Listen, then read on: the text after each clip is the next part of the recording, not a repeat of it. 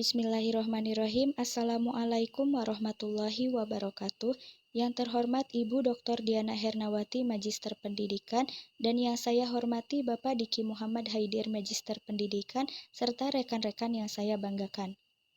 Kami dari kelompok 1 dengan anggota Desi Pahisya sebagai pemateri pertama, Nurul Fatimah sebagai pemateri kedua, kemudian Fadil Ramdhani sebagai pemateri ketiga, Dini Oktavia Melani sebagai pemateri keempat, Nisa Hadiani sebagai pemateri kelima, saya sendiri Ade Sarah sebagai pemateri keenam dan juga moderator, kemudian ada Firdan Afiari.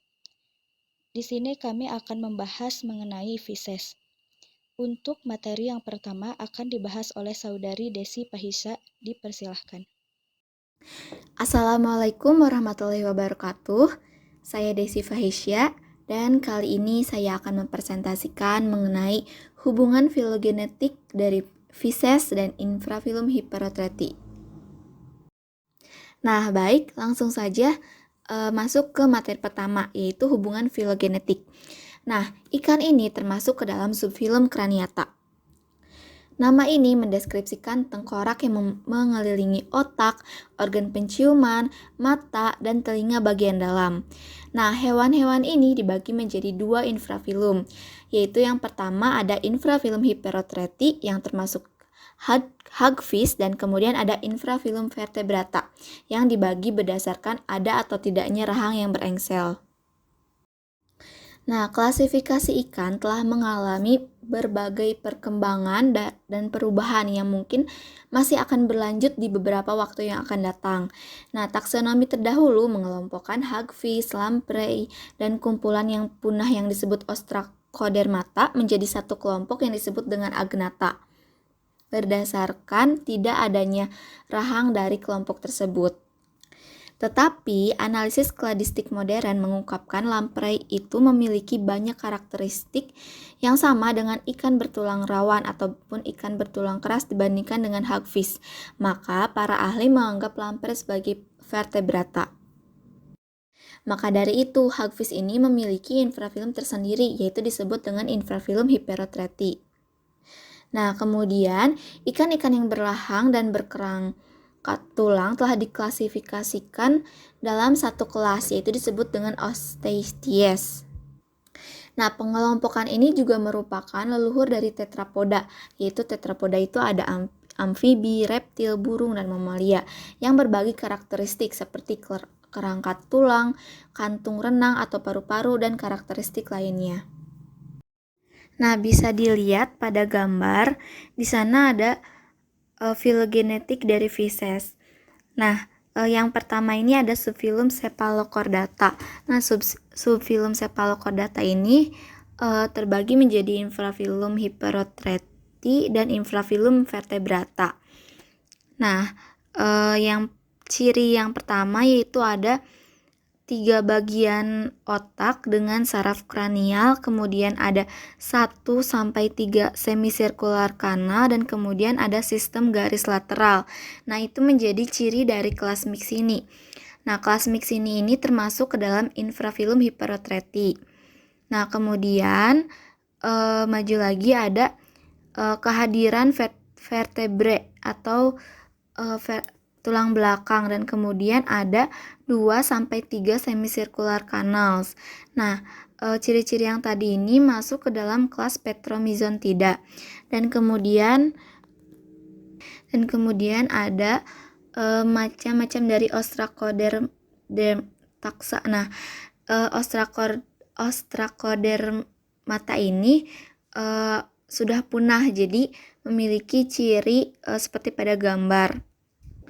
Nah, ciri yang selanjutnya yaitu adanya pelengkap yang berpasangan, dan kemudian ada rahang, kemudian gigi yang mengandung dentin, dan kemudian ada 3 semicircular kanal. Nah, ini ciri-ciri yang ini tuh masuk ke dalam kelas Placodermi. Nah, kemudian maju lagi ada ciri lengkungan visceral kedua terlibat dalam penyangga rahang. Nah, itu termasuk ke dalam kelas Chondrichthyes, dan kemudian ada operculum tulang, kemudian ada kerangka tulang endokondral, dan kemudian ada kantung renang ataupun paru-paru. Nah, itu masuk ke dalam kelas Actinopterygii. Nah, kemudian ada ciri lagi yaitu muskular, maksudnya lobus otot di dasar sirip, dan kemudian ada gigi yang mengandung enamel, kemudian pektoral dan pelvic yang unik. Nah, itu masuk ke dalam ikan bersirip lobus. Nah, kemudian ada ciri 4 anggota badan disesuaikan untuk sebagai penggerak di terestrial. Dan itu merupakan ciri dari tetrapods. Nah, yang ikan bersirip lobus dan tetrapods ini masuk ke dalam kelas Sarcopterygii. Nah, kemudian ada kelas yang tadi itu kelas Actinopterygii, kelas Chondrichthyes, dan kelas Placodermi ini masuknya ke dalam superkelas Gnatostomata. Nah, kemudian superkelas Gnatostomata ini dan Ostracodermata ini masuk ke dalam infrafilum vertebrata. Nah, asal-usul kraniata ini sangat menarik. Sekelompok hewan purba mirip belut bernama Conodons yang diketahui fosilnya berumur sekitar 510 juta tahun. Mereka mempunyai 2 mata besar dan mulut yang dipenuhi dengan struktur seperti gigi terbuat dari dentin, yaitu komponen yang ditemukan di kerangka kraniata.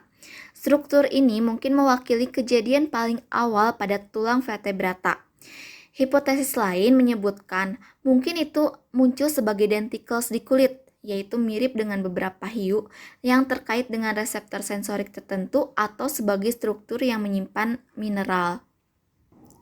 Nah, bisa dilihat ya di gambar, di situ ada gambar dari Conodons. Nah, panjangnya ini ada 1 cm, sekitar 1 cm, dan kemudian ada 2 mata besar, dan kemudian gigi-gigi itu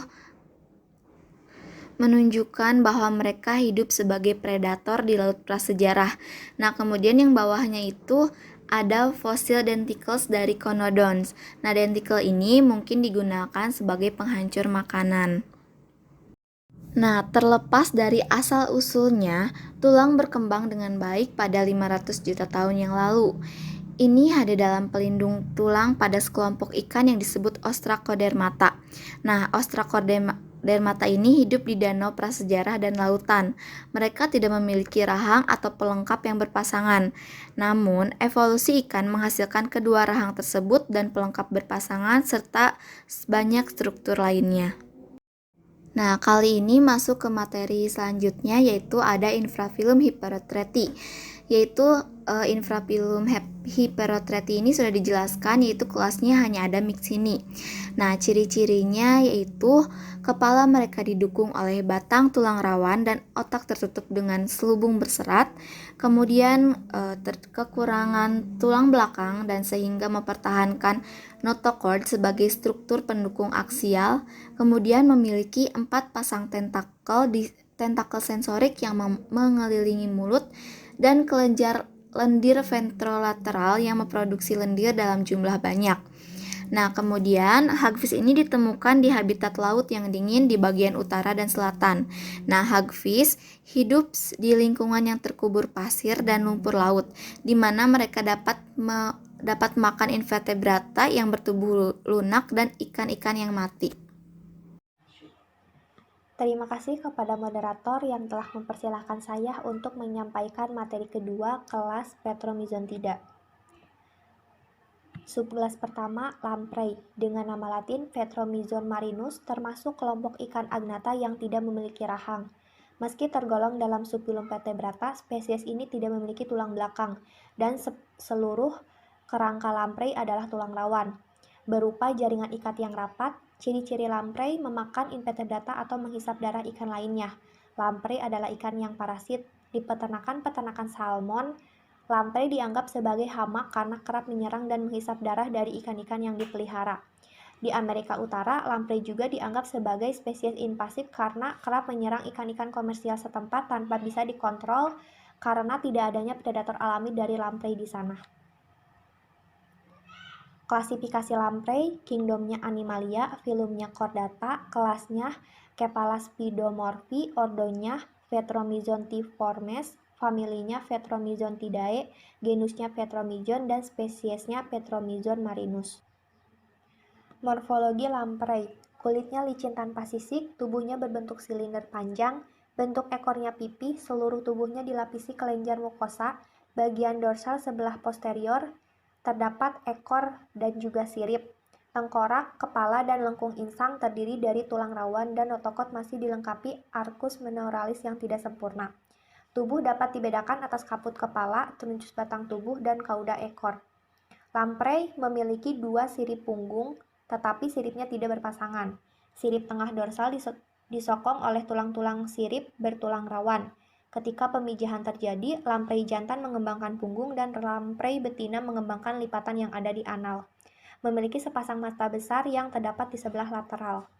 Mulut ventroanterior berbentuk cakram, tetapi setelah dibuka menjadi lebih besar dari kepala dan faringnya. Di dalam mulut banyak berbaris gigi besar yang menunjuk ke dalam. Mulutnya merupakan mulut penghisap. Di pinggirnya terdapat tentakel. Kantong hidung terdapat di sebelah tengah atas dan jumlahnya hanya 1. Telinga memiliki 1 atau 2 saluran semisirkuler. Di ujung kepala arah ventral terdapat bentuk mangkok yang disebut buccal funnel yang tepinya dilengkapi dengan papil-papil lunak dan di dalamnya terdapat gigi-gigi jat tanduk. Papil-papil lunak tadi sebagai alat perasa, dengan adanya gigi memungkinkan lamprey melekat dan memarut badan ikan lain. Sepanjang lateromedian terdapat saluran yang berisi indera peraba, di mana saluran ini memanjang sampai ekor. Anatomi lamprey. Pertama, tidak memiliki rahang. Kedua, air ludahnya mengandung zat antikoagulan yang membuat luka di tubuh inangnya tetap terbuka sehingga mereka bisa terus menghisap darah inangnya tersebut dan mengandung bahan kimia yang mampu mencegah pembekuan darah. Yang ketiga, insang terdiri dari 7 pasang terdapat di sisi paring berbentuk kantong. Insang terdapat di dalam kantong-kantong otot yang terbuka keluar melalui serangkaian celah yang terdiri dari 7 buah celah kecil berhubungan dengan sebuah saluran yang bermuara di dalam mulut. Yang keempat, suhu tubuh tidak tetap karena termasuk hewan ektoterm. Sistem respirasi lamprey dicirikan dengan 7 pasang kantong insang berisi lembaran-lembaran inang yang mengandung banyak kapiler-kapiler darah dan dibantu dengan lengkung bronchi yang terletak dekat dengan permukaan tubuh. Sistem peredaran darahnya, jantung terdiri dari 2 bagian yaitu serambi dan bilik, ventricle memompa darah ke arteri dan atrium menerima darah dan pembuluh-pembuluh pena. Tidak mempunyai sistem porta nasalis. Sistem ekskresi terdapat 2 buah ginjal dilengkapi saluran sampai ke sinus urogenitalis, selanjutnya ke papilla urogenitalis.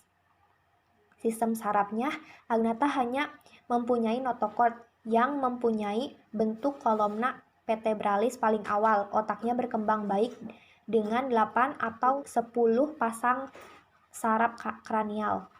Sistem ototnya, batang tubuh dan ekor tersusun oleh segmen-segmen otot pendek, bentuk seperti pada jenis-jenis ikan lain.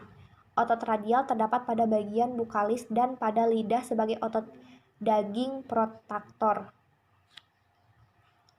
Sistem pencernaan lamprey dimulai dari mulut, paring yang pendek, esofagus, intestinum, tidak ada lambung, yang mempunyai klep di sebelah anterior. Di dalam intestinum terdapat lekukan spiral, dan selanjutnya ke anus.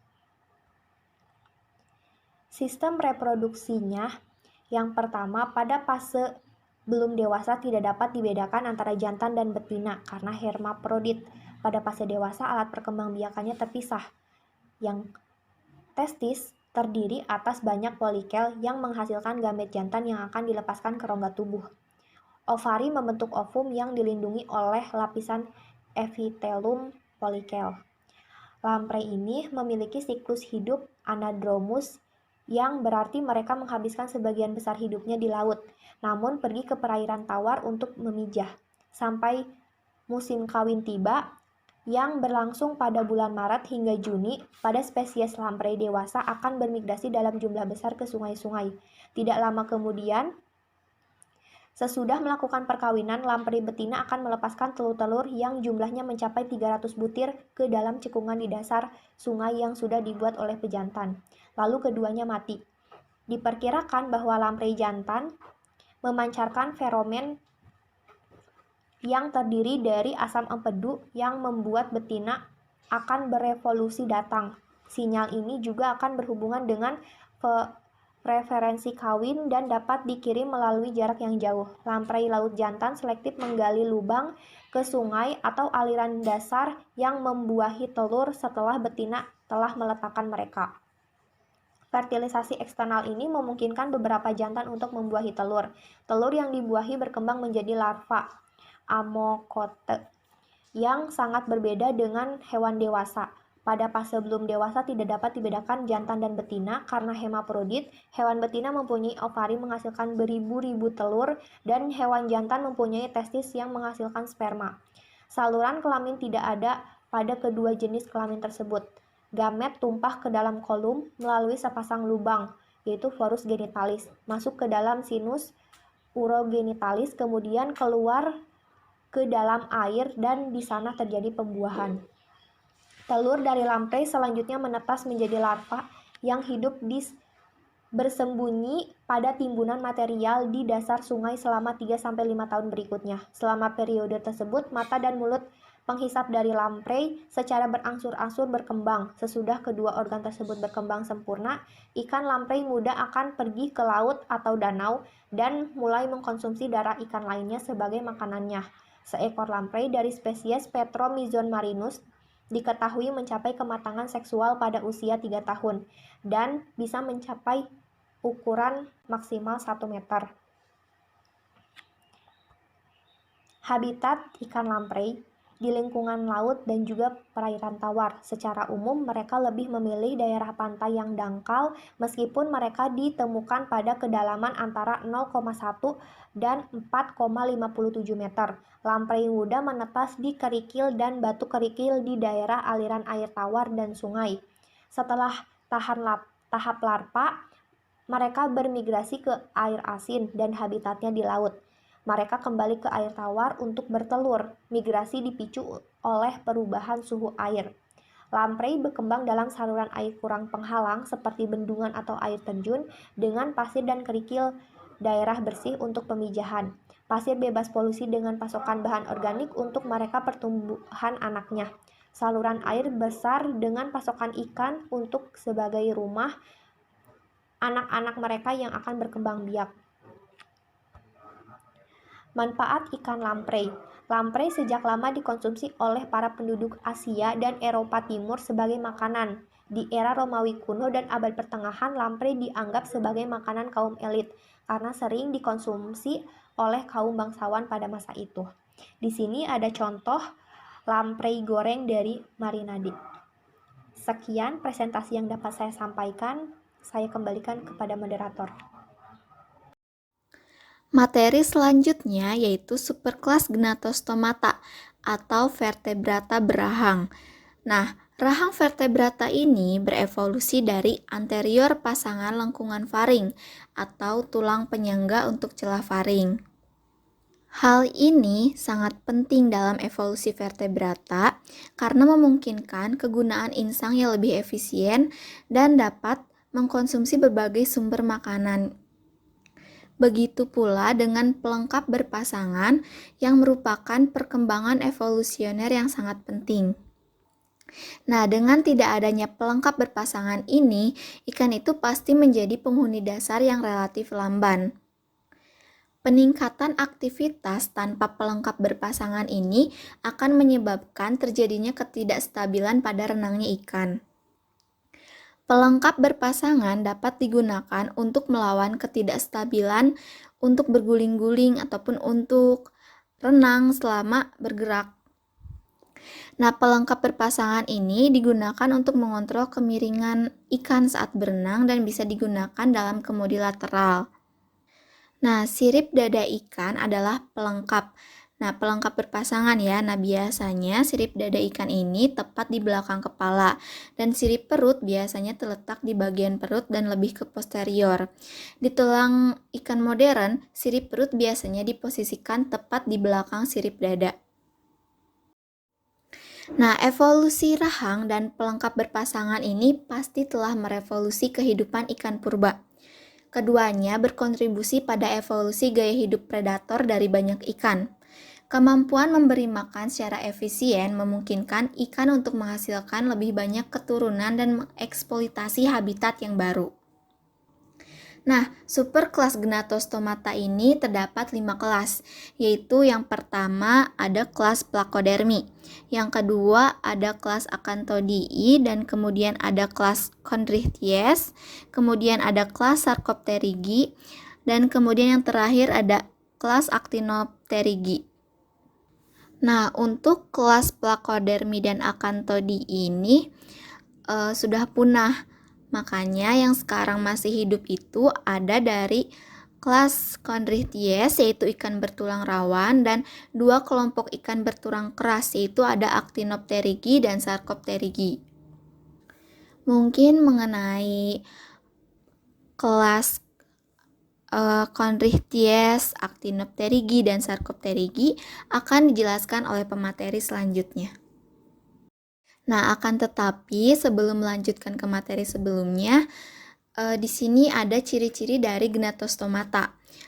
Sebenarnya dari secara umumnya sudah dijelaskan tadi, tetapi ini diperpoin, yaitu yang pertama ada alat penggigit vertikal yang disebut dengan rahang. Nah, dan dibuat secara primitif oleh 2 elemen endoskeletal dan sejumlah elemen kulit yang disebut dengan gigi. Kemudian yang kedua ada sirip perut. Nah, ini adalah sirip atau tungkai berpasangan yang terletak tepat di depan anus. Dan kemudian ada lengkungan insang yang terletak di bagian dalam pada insang dan pembuluh darah cabang. Nah, hal ini berlawanan dengan lengkungan insang semua kraniat tanpa rahang yang berada di luar insang dan pembuluh darah. Kemudian yang keempat ada saluran setengah lingkaran horizontal di telinga bagian dalam. Kemudian yang terakhir kantung hidung berpasangan yang independen dan tabung hipofisial. Baik, di sini saya akan menjelaskan mengenai phylum Chordata kelas Chondrichthyes. Nah, Chondrichthyes atau ikan bertulang rawan adalah ikan berahang, mempunyai sirip berpasangan, lubang hidung berpasangan, mempunyai sisik, jantung beruang 2, dan rangka yang terdiri atas tulang rawan bukan tulang sejati. Nah, di sini ada klasifikasinya. Yang pertama ada Kingdom Animalia, phylum Chordata, subphylum Vertebrata, infraphylum Gantostomata, kelas Chondrichthyes. Kemudian subkelasnya ada Elasmobrachii dan Holocephali.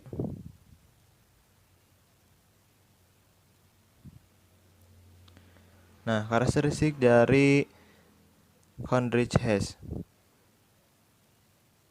Besar rata-rata sekitar 2 meter, badan fusiform, sirip ekor heteroserkal, sirip dada dan sirip perut berpasangan. Sirip perut pada jantan dimodifikasi sebagai clasper.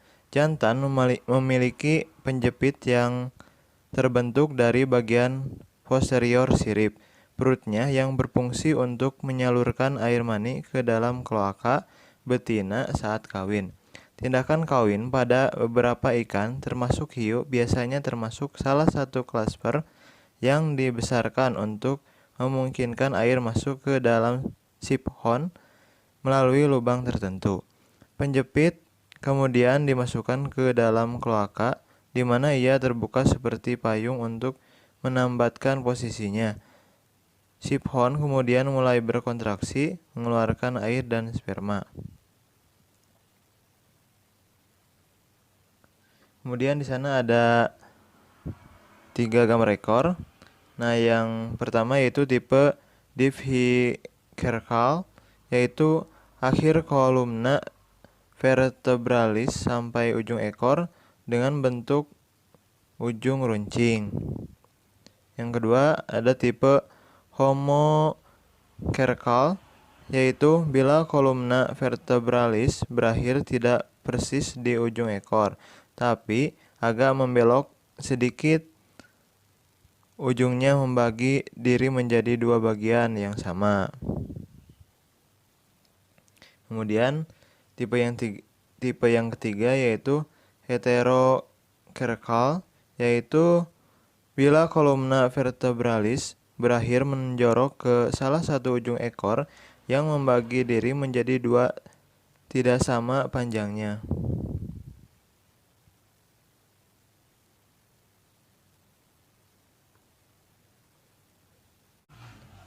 Nah, di sini juga masih karakteristik dari Chondrich chest.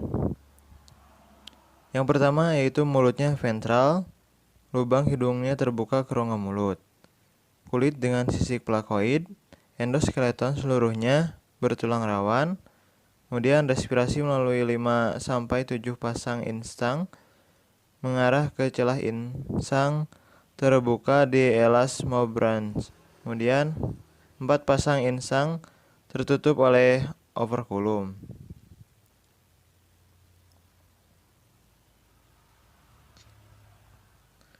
Selanjutnya ada subkelas dari Elasmobranchi. Contohnya itu ikan hiu. Ciri utama yang pertama mempunyai tipe sisik plakoid seperti gambar. Kemudian yang kedua terdapat 5-7 lengkung insang. Kemudian yang ketiga, insang terdapat pada sekat terpisah di sepanjang peharing.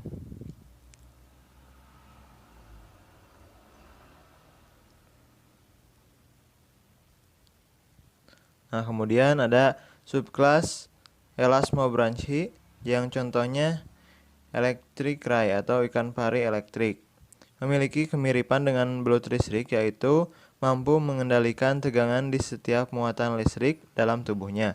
Organ produksi listrik itu terletak di kedua sisi kepala, dan keduanya dapat menghasilkan listrik secara bersama-sama dari 8 sampai 220 volt. Klasifikasinya yaitu Kingdom Animalia, Phylum Chordata, kelas Chondrichthyes, subkelas Elasmobranchi, ordo Torpediniformes, famili Torpedinidae, genus Torpedo, spesies Torpedo.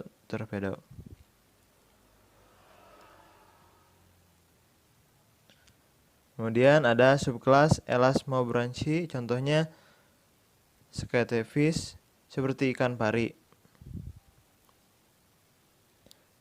Scate memiliki ekor panjang seperti cambuk dan bernapas melalui sprekel, yang memungkinkan Scate untuk beristirahat di dasar laut dan menerima air beroksigen melalui lubang di kepalanya. Mereka memiliki gigi dan rahang yang kuat, memungkinkan mereka dengan mudah menghancurkan cangkang dan memakan kerang, cacing, dan kepiting. Kemudian ada subkelas Holocephali Chimairas. Ciri utamanya yang pertama yaitu mempunyai celah insang yang ditutupi operculum, rahang memiliki lempeng-lempeng gigi, lubang hidung tunggal, tubuh tanpa sisik, mempunyai organ tambahan clasper pada jantan atau mycopterygium. Kemudian yang terakhir ada gurat sisi lengkung yang terbuka. Mungkin sekian materi yang dapat saya sampaikan. Dilanjut ke materi selanjutnya. Bismillahirrahmanirrahim. Izinkan saya untuk menjelaskan tentang kelas Sarcopterygi. Nah, untuk klasifikasi ilmiahnya itu ada Kingdom Animalia, Phylum Chordata, Subphylum Vertebrata, Superkelas Osteichthyes, kelas Sarcopterygi. Nah, Sarcopterygi ini adalah kelompok utama vertebrata yang mencakup Coelacanth, Ceratodontiformes, dan Tetrapodomorpha, yang kurang lebih itu memiliki 250.000 spesies. Nah, selanjutnya itu ada karakteristik dari Sarcopterygi. Nah, yang pertama itu ada memiliki sirip lobus, kedua menggunakan paru-paru bila dalam keadaan darurat, yang ketiga adanya email pada gigi, yang keempat memiliki penyangga kerangka yang unik, yang kelima rahang autostilik atau rahang atas menyatu dengan tengkorak. Nah, ketika tempat tinggal Sarcopterygi mengalami musim kemarau, di mana danau atau sungainya itu mengalami kekeringan, maka ikan-ikan kelas Sarcopterygi ini akan bernapas dengan paru-paru. Mereka akan bertahan hidup dengan bernapas menggunakan paru-paru, tapi tidak mampu menahan kekeringan total gitu ya. Hanya mampu untuk beberapa saat saja. Contoh lainnya itu ditemukan di sungai dan ataupun di danau air tawar di daerah tropis Afrika atau Protopterus dan daerah tropis Amerika Selatan Lepidosiren. Nah, mereka bisa bertahan hidup saat sungai atau danau mengering dengan cara si Sarcopterygi ini menggali ke dalam lumpur. Nah, mereka menjaga jalur udara sempit tetap terbuka dengan mengalirkan udara ke permukaan. Sedangkan ketika hujan datang kembali dan air memenuhi danau atau dasar sungai, nah spesies-spesies ini akan muncul kembali keluar dari liangnya untuk mencari makan dan untuk bereproduksi. Nah, yang selanjutnya itu ada ordo Coelacantiformes atau biasa disebut juga dengan Actinistia. Nah, ini contohnya itu adalah dari famili Latimeridae. Nah, untuk karakteristik dari famili Latimeridae ini, yang pertama, sirip punggung kedua, dubur panggul, dan sirip dada seperti lobus. Nah, yang kedua itu ada sirip punggung pertama dengan duri berongga. Nah, untuk sirip punggung ini memiliki duri yang berongga. Nah, yang ketiga, sirip ekor dipisersal dan dalam 3 lobus. Apa itu dipisersal? Nah, itu adalah bentuk sirip ekor yang simetris, akan tetapi bagian atas dan bawah dari ujung sirip ekor menjadi satu. Nah, ini ya. Nah, yang keempat, pelat gular ganda antara sisi kiri dan kanan rahang bawah. Nah, yang kelima, sisik besar, bertulang, dan kosmoid. Yang keenam, ada sendi intrakranial. Nah, fosil Coelacanth ini yang terbaru berumur lebih dari 70 juta tahun.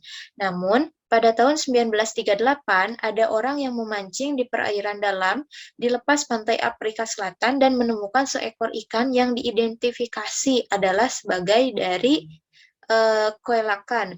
Nah, sejak itu banyak spesimen lain yang ditangkap di sekitar perairan Kepulauan Komoro di lepas pantai Madagaskar. Nah, penemuan ikan ini atau famili Latimera adalah peristiwa penting karena Coelacanth sebelumnya hanya diketahui dari catatan fosil. Nah, ukuran dari Latimeridae ini bisa mencapai 80 kg dan memiliki sisik yang berat. Spesies Coelacanth yang kedua ditemukan di Indonesia, yaitu Latimeria menadoensis yang ditemukan pada tahun 1997. Nah, Coelacanth kuno itu hidup di danau ataupun di air sungai yang tentu saja air tawar. Jadi nenek moyang dari Latimeridae ini awalnya berasal dari sungai, kemudian berpindah habitat ke laut dalam. Nah, untuk distribusi Latimeria ini ada di Samudra Pasifik bagian barat dan di Hindia. Ada di Afrika lepas bagian selatan dan ada di Indonesia. Untuk habitatnya itu sendiri ada di laut, tropis sampai sedang. Nah, landas kontingen dan kemiringan benua demersal di terumbu karang yang dalam. Nah, koelakan ini hidup mewakili kelompok yang dianggap telah punah 80 jutaan tahun yang lalu. Nah, koelakan telah dan terus dipelajari secara ekstensif. Ordo Coelacantiformes ini adalah satu-satunya vertebrata dengan intrakranial sendi yang memungkinkan gerakan vertikal kepala dengan meningkatkan ukuran rahang ketika mulutnya membuka. Nah, famili ini memanfaatkan indera elektroreseptif untuk mempermudah dalam berburu ikan kecil. Selanjutnya ada masih ordo Coelacantiformes actinistia. Nah, koelakan ini muncul pada periode Devonian dan mencapai puncak keragamannya di zaman Mesozoikum. Pada akhir era Mesozoikum, mereka hampir menghilang, tetapi meninggalkan satu genus yang bertahan hidup. Nah, Latimeria ini berdistribusi di Samudra Pasifik bagian barat dan Hindia, lepas Afrika bagian selatan dan Indonesia. Nah, selanjutnya itu dari ordo Ceratodontiformes. Nah, untuk karakteristik dari ordo ini, yang pertama, sirip dada dan panggul ramping. Untuk spesimen yang A dan yang B. Nah, ini yang nomor 1. Ini juga. Nah, yang kedua, tidak ada pelat gular. Yang ketiga, tidak ada premaksila dan maksila. Yang keempat, 1 atau 2 paru-paru. Yang kelima, 5 atau 6 lengkungan insang. Nah, nama spesimen yang A itu Protopterus aethiopicus. Yang B ada Lepidosiren paradoxa. Yang C Neoceratodus posteri. Nah, untuk selanjutnya itu ini juga masih kelas Ceratodontiformes, kelas Ceratodon, nama ilmiahnya Neoceratodus posteri. Nah, ini masih ordo Ceratodontiformes. Nah, untuk yang selanjutnya itu ada Tetrapodomorpha. Nah, mohon maaf sebelumnya karena saya tidak menemukan gambar yang sesuai untuk ordo ini. Nah, karena ordo ini itu sudah punah, Tetrapodomorpha punah sebelum penutupan periode Paleozoikum. Ini merupakan kelompok yang meliputi nenek moyang amfibi dan semua tetrapod. Nah, di sebagian buku referensi yang telah saya baca, ada yang tidak mencantumkan untuk tetrapod ini, dan masih ada sebagian yang mencantumkan. Jadi, saya tidak bisa menjelaskan terlalu jauh tentang Tetrapodomorpha. Nah, mungkin sekian yang bisa saya sampaikan. Terima kasih, akan dilanjutkan oleh pemateri selanjutnya.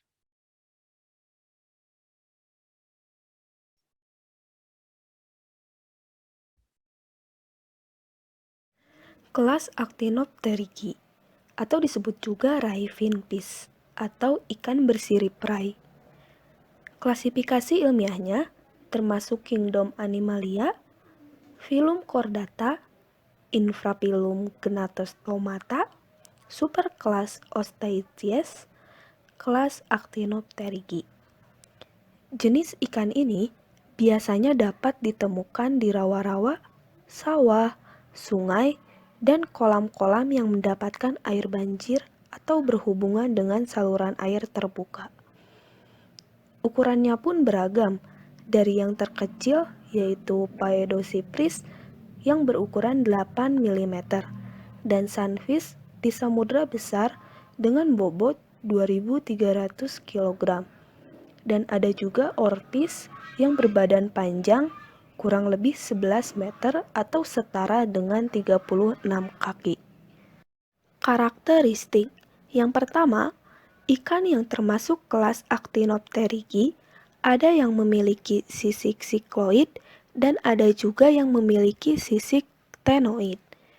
Sisik sikloid atau disebut juga dengan sisik lingkaran yaitu sisik yang mempunyai bentuk bulat, tipis transparan, mempunyai lingkaran pada bagian belakang, dan bergerigi. Lalu ada sisik ctenoid atau sisik pasir, yaitu sisik yang mempunyai bentuk agak persegi. Ciri sisik ini adalah bagian anterior pada umumnya saling tumpang tindih dengan bagian posterior sisik yang ada di depannya. Yang kedua, terdapat rahang dan pada gigi biasanya ada dengan penutup enameloid. Yang ketiga, pada respirasi menggunakan insang dan terdapat lengkungan yang ditutup dengan operkulum. Dapat dilihat pada gambar di samping. Gambar yang dilingkari berwarna merah itu merupakan operkulum pada ikan. Yang keempat, kantung renang sering muncul dengan atau tanpa saluran penghubung ke kerongkongan yang berfungsi dalam daya apung. Dapat dilihat pada gambar di bawah, gambar yang dilingkari itu merupakan swim bladder atau kantung renang pada ikan. Nah, ini merupakan gambar lengkap dari anatomi ikan teleos air tawar yang termasuk kelas Actinopterygii. Kelas Actinopterygii terbagi menjadi beberapa subkelas. Yang pertama ada subkelas Chondrostei. Spesies ikan bertulang primitif bersirip rai ini menghuni lingkungan laut dan air tawar di Amerika Utara dan Eurasia, yang memiliki karakteristik pertama, tubuhnya tertutup oleh 5 baris kepingan tulang. Yang kedua, memiliki moncong panjang atau memanjang. Dan yang ketiga, ekornya heterosersal atau merupakan bentuk pinna caudalis yang simetris dengan sebagian ujung ventral lebih pendek. Contoh ikan yang termasuk subkelas Chondrostei ini adalah Accipenser sturgeon dan Accipenser oxyrhynchus. Selanjutnya ada subkelas Neopterygii. Yang pertama, ordo Amiformes atau dikenal dengan ikan bovin. Memiliki karakteristik yang pertama, sirip dorsalnya panjang dan berduri. Yang kedua, kepalanya dilapisi dengan lempengan tulang. Dan yang ketiga, memiliki sisik sikloid, yaitu sisik yang mempunyai bentuk bulat, tipis transparan, mempunyai lingkaran pada bagian belakang dan bergerigi. Ordo Amiformes ini hanya memiliki satu spesies saja, yaitu Amia calva. Yang kedua, ada ordo Lepidosteiformes atau dikenal dengan ikan gars. Memiliki karakteristik yang pertama, sisiknya ganoid, yaitu sisik yang terdiri dari beberapa lapisan. Lapisan terluar disebut ganoin, yang materialnya berupa garam-garam anorganik. Kemudian, lapisan berikutnya adalah kosmin, dan lapisan yang paling dalam adalah isopedin. Yang kedua, memiliki moncong yang panjang.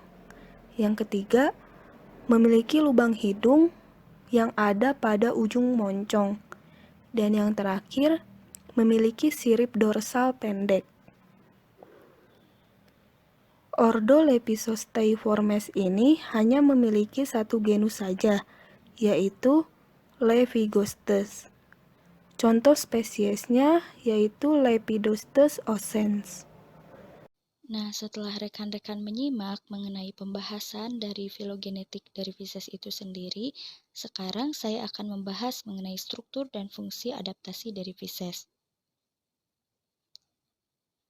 Nah, saya ingin bertanya kepada rekan-rekan semua, bagaimana sih ikan dapat berenang di air? Atau apa sajakah faktor-faktor yang mempengaruhi atau yang membuat ikan dapat berenang di air? Nah, salah satu faktornya yaitu sifat apung air. Sifat apung air ini berkontribusi pada efisiensi pergerakan ikan di air. Seekor ikan mengeluarkan sedikit energi untuk mendukung tarikan gravitasi. Nah, ikan ini bergerak melalui air menggunakan sirip dan juga dinding tubuhnya untuk mendorong air di sekitarnya. Nah, pada keseluruhan badan ataupun pada keseluruhan tubuh ikan ini memiliki sekumpulan otot-otot dimulai dari daerah posteriornya dan juga daerah anteriornya. Nah, sekumpulan otot-otot ini berbentuk secara zigzag ya di seluruh tubuh ikan. Nah, kontraksi dari setiap ikatan otot-otot ini dapat mempengaruhi sebagian besar dinding tubuh. Selain dari otot yang berada pada tubuh ikan, kemudian selain dari sifat apung air yang dapat mempengaruhi ikan dapat berenang itu, salah satunya adalah organ yang terdapat pada ikan itu sendiri. Nah, yang dinamakan swim bladder. Bisa teman-teman zoom ya di PPT-nya. Nah, swim bladder ini istilah lainnya yaitu gelembung renang.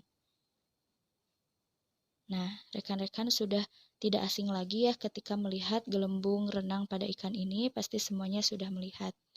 Nah, gelembung renang pada ikan ini memiliki suatu saluran atau tersambung ke suatu saluran yang dinamakan saluran pneumatik, di mana saluran ini menghubungkan gelembung renang dengan kerongkongan atau esofagus ataupun dengan saluran pencernaan lainnya.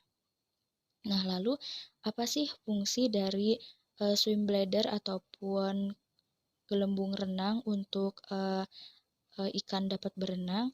Nah, jadi gelembung renang ini berfungsi untuk mengatur tubuh ikan saat mengapung di dalam air, karena dengan alat ini atau dengan organ ini, ikan dapat menyesuaikan volume tubuh dan berat jenisnya dengan kedalaman air yang direnanginya, sehingga ikan dapat tetap mempertahankan posisinya tanpa harus berenang secara terus-menerus. Nah, seperti itu mungkin ya. Nah, selanjutnya, pembahasan selanjutnya yaitu sistem pencernaan pada ikan. Sistem pencernaan pada ikan ini hampir sama dengan sistem pencernaan pada vertebrata lainnya. Pada ikan ini terdapat mulut, terdapat esofagus atau kerongkongan, kemudian terdapat lambung, dan juga ada intestin atau usus. Nah, pada sebagian ikan ini struktur giginya itu tersusun secara rapi dan juga bentuknya sederhana namun tertata rapi di sepanjang rahangnya. Nah, di mana kondisi ini disebut sebagai homodon. Sedangkan gigi-gigi tersebut tepat berada di atas rahangnya, di mana kondisi tersebut dinamakan sebagai akrodon. Nah, sebagian dari hewan elasmobranki, contohnya hiu, memiliki katup spiral di ususnya, dan ikan bertulang memiliki kantong usus yang disebut pyloric ceca atau pyloric cecum, yang fungsinya meningkatkan permukaan absorpsi dan juga sekretori. Nah, inilah yang dinamakan pyloric cecum atau pyloric ceca. Nah, bentuknya itu seperti suatu gelembung namun membentuk jari jemari. Nah, selanjutnya yaitu sistem sirkulasi atau sistem peredaran darah pada ikan. Pada ikan, darah mengalir dari sistem vena melalui sinus venosus, kemudian menuju atrium dan ventricle. Jantung pada ikan ini hanya terdapat dua ruangan, yaitu satu ruangan atrium dan satu ruangan ventricle, di mana ventricle ini merupakan struktur pemompa utama. Di anterior ventricle ini terdapat suatu struktur yang dinamakan conus arteriosus, yang juga terhubung ke ventral aorta atau aorta ventral. darah dibawa oleh aorta ventral ke pembuluh aferen menuju insang, kemudian pembuluh ini pecah menjadi kapiler dan darah diberi oksigen.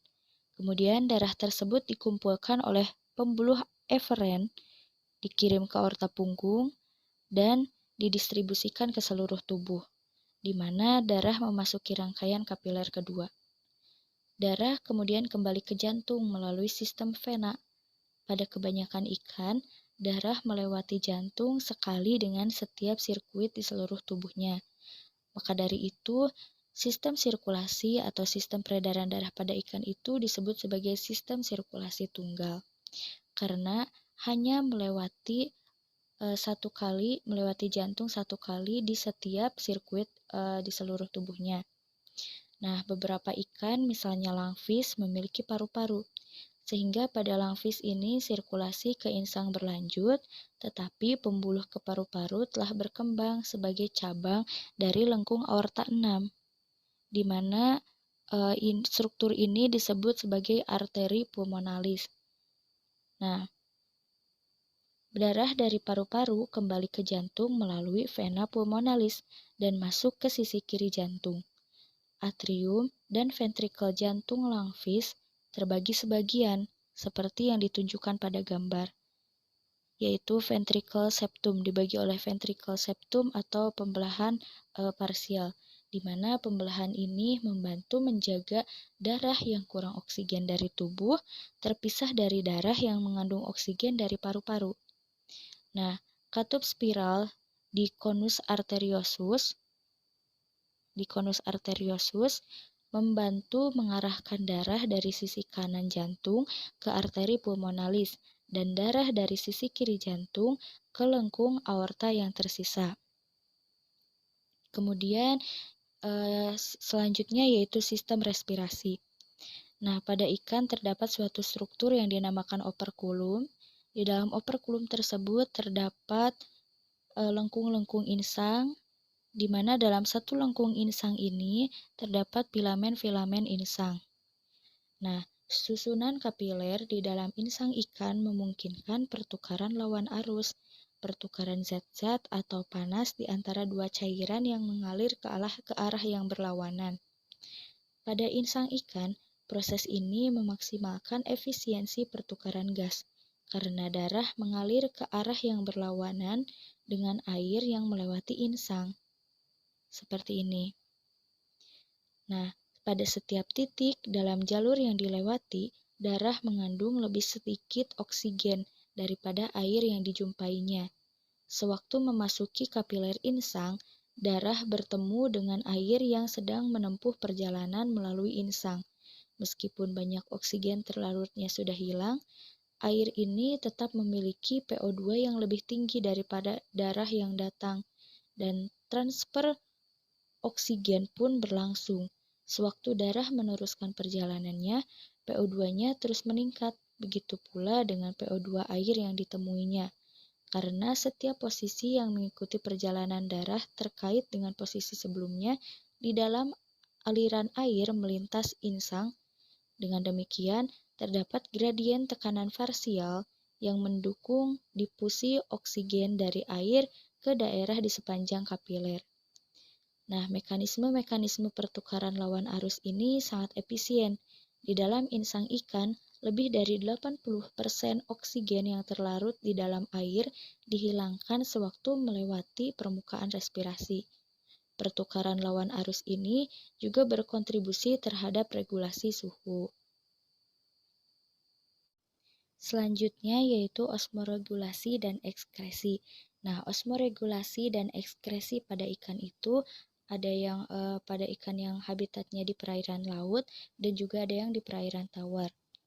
Nah, pada ikan yang di perairan laut ketika berada di lingkungan yang memiliki salinitas yang tinggi, nah kemudian ikan tersebut secara terus-menerus kehilangan air melalui osmosis, maka untuk menyeimbangkan kehilangan air dengan meminum banyak sekali air laut, sehingga kemudian memanfaatkan insang dan ginjalnya untuk membuang garam. Nah, di dalam insang tersebut, Chloride cell atau sel klorida yang terspesialisasi secara aktif mentransportkan ion klorida atau Cl- keluar dan ion natrium atau Na+ mengikuti secara pasif. Nah, di dalam ginjal, kelebihan ion kalsium, magnesium, dan sulfat diekskresikan bersama dengan kehilangan sejumlah kecil air. Nah, sehingga untuk ikan yang berada di perairan laut itu ekskresinya itu hanya ion-ion garam dan sedikit air dalam urin pekat dari ginjalnya. Jadi urin yang dihasilkannya itu urin pekat, bukan urin encer. Nah, kemudian untuk ikan di perairan tawar ini, cairan tubuh ikan perairan tawar itu harus bersifat hiperosmotik karena sel hewan tidak dapat menoleransi atau sel ikan tidak dapat menoleransi konsentrasi garam serendah konsentrasi air danau atau air sungai. Nah, karena memiliki cairan internal dengan osmolaritas yang lebih tinggi daripada sekitarnya, hewan perairan atau ikan perairan tawar ini menghadapi masalah penambahan air melalui osmosis dan kehilangan garam melalui difusi. Banyak hewan perairan tawar, termasuk ikan, memecahkan masalah keseimbangan air ini dengan hampir tidak minum air sama sekali dan mengekskresikan banyak sekali urin yang sangat encer. Jadi urin yang keluarnya itu banyak dan juga sangat encer. Nah, pada saat yang sama, garam yang hilang melalui difusi dan di dalam urin digantikan oleh makanan. Jadi, ikan perairan tawar ini untuk menggantikan garam yang hilangnya itu dengan mengambil makanan melalui insang. Sel-sel klorida dalam insang ikan secara aktif akan mentransportasikan Cl- atau ion Cl- ke dalam tubuh dan kemudian Na+. Kemudian, pada ikan terdapat suatu sistem yang sangat unik yang disebut sistem Gurat-Sisi atau lateral line system. Nah, pada gambar ikan ini terlihat seperti suatu garis lurus di sepanjang tubuh ikan. Inilah yang disebut sebagai Gurat-Sisi. Untuk struktur dari Gurat-Sisi secara jelasnya yaitu terdapat pada gambar ini. Nah, Gurat-Sisi juga memiliki celah-celah atau porus. Nah, gurat sisi pada ikan ini terdapat di kedua sisinya, baik itu bagian posterior ataupun anteriornya. Sistem ini mengandung mekanoreseptor yang mendeteksi gelombang yang berfrekuensi rendah dengan mekanisme yang serupa dengan telinga bagian dalam pada mamalia. Ketika air dari sekeliling hewan memasuki sistem gurat sisi melalui banyak pori dan mengalir di sepanjang saluran melewati mekanoreseptor. Seperti dalam kanalis semisirkularis kita, reseptor pada gurat sisi ini terbentuk dari sel-sel rambut yang ditutupi oleh suatu tudung bergelatin yang disebut dengan kupula.